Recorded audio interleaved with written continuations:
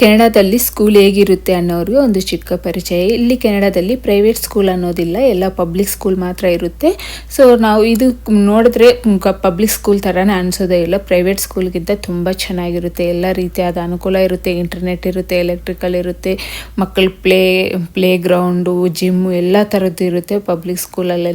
ನಾವು ಯಾವುದೇ ರೀತಿಯಾದ ಫೀಸ್ ಕಟ್ಟೋ ಇಲ್ಲ, ಏನೂ ಇಲ್ಲ.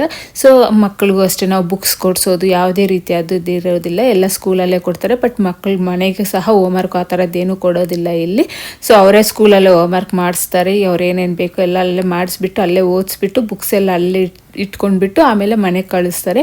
ಸುಮ್ಮನೆ ಮನೆಯಿಂದ ಲಂಚ್ ಬ್ಯಾಗ್ ತೊಗೊಂಡೋಗಿ ಲಂಚ್ ಬ್ಯಾಗ್ ತೊಗೊಬರ್ಬೇಕು ಅಷ್ಟೇ ಆಗಲಿ. ಇನ್ನು ಬುಕ್ಸ್ ಯಾವುದೇ ರೀತಿಯಾದದ್ದು ಹೋಮ್ವರ್ಕ್ ಕೊಡೋದಿಲ್ಲ. ಇನ್ನು ಈ ಸ್ಕೂಲುಗಳಲ್ಲಿ 3rd ಸ್ಟ್ಯಾಂಡರ್ಡ್ವರೆಗೂ ಯಾವುದೇ ರೀತಿಯ ಎಕ್ಸಾಮ್ಸ್ ಇರಲ್ಲ, ಟೆಸ್ಟ್ ಇರಲ್ಲ, ಏನೂ ಇರೋದಿಲ್ಲ. ಅವ್ರು ಸುಮ್ಮನೆ ಬೇಸಿಕ್ ಒಂದು ಕಳಿಸ್ತಾ ಇರ್ತಾರೆ. 3rd ಸ್ಟ್ಯಾಂಡರ್ಡಿಂದ ಅವ್ರಿಗೆಲ್ಲ ಸಿಲೆಬಸ್ ಎಲ್ಲ ಬರುತ್ತೆ. ಇಲ್ಲಿ ಬಂದು 8:30 to 3 o'clockವರೆಗೂ ಇರುತ್ತೆ ಸ್ಕೂಲು. ಹಾಗೆ ನಮಗೆ ಯಾವ ಸ್ಕೂಲ್ ಬೇಕು ಅಂತ ನಾವು ಸೆಲೆಕ್ಟ್ ಮಾಡೋಕೆ ಆಗಲ್ಲ. ಯಾಕಂದರೆ ನಮ್ಮ ಮನೆ ಯಾವ ಏರಿಯಾದಲ್ಲಿ ಇರುತ್ತೋ ಆ ಏರಿಯಾದಲ್ಲಿ ಒಂದು ಸ್ಕೂಲ್ ಇರುತ್ತೆ. ಆ ಸ್ಕೂಲ್ಗೆ ಕಳಿಸ್ಬೇಕು. ಇಲ್ಲ ನಮ್ಗೆ ಈ ಸ್ಕೂಲ್ ಚೆನ್ನಾಗಿಲ್ಲ, ಬೇರೆ ಸ್ಕೂಲ್ ಕಳಿಸ್ತೀವಿ ಅಂತ ಆ ಥರದ್ದು ಒಪ್ಕೊಳೋದೇ ಇಲ್ಲ. ಅಡ್ಮಿಷನ್ ಸಹ ಕೊಡಲ್ಲ ಬೇರೆ ಸ್ಕೂಲಲ್ಲಿ. ಇಲ್ಲ ನೀವು ಆ ಏರಿಯಾದಲ್ಲಿದ್ದೀರಾ, ಆ ಏರಿಯಾದಲ್ಲಿ ಸ್ಕೂಲ್ ಇದೆ, ಆ ಸ್ಕೂಲ್ಗೆ ಕಳಿಸ್ಬೇಕು ಅಂತ ಹೇಳ್ತಾರೆ. ಈ ರೂಲ್ಸೇ ಇರುತ್ತೆ. ನಮ್ಗೆ ಇಷ್ಟವಾಗಿದ್ದ ಸ್ಕೂಲ್ ಕಳಿಸೋ ಆಗಿರೋದಿಲ್ಲ. ನೀವೇ ನೋಡ್ತಾ ಇರ್ಬೋದು ಯಾವ ರೀತಿ ಇದೆ ಏನು ಅಂತ ಹೇಳ್ಬಿಟ್ಟು ಸ್ಕೂಲ್ ಎಲ್ಲನೂ.